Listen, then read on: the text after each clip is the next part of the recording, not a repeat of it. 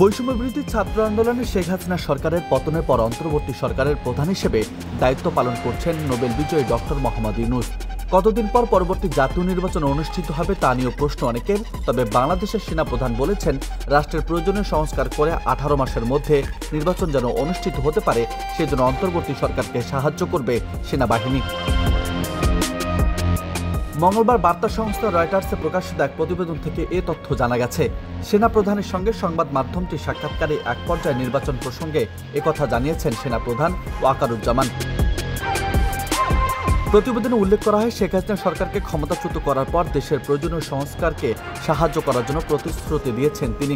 বিচার বিভাগ, আইন শৃঙ্খলা বাস্তবায়নকারী সংস্থা ও আর্থিক প্রতিষ্ঠানগুলোর প্রয়োজনীয় সংস্কার করে 1 থেকে 1.5 বছরের মধ্যে যেন গণতান্ত্রিক ধারা ফিরে আসে, সেক্ষেত্রে ইউনূস সরকারকে সকল প্রকার সহযোগিতা করবে সেনাবাহিনী।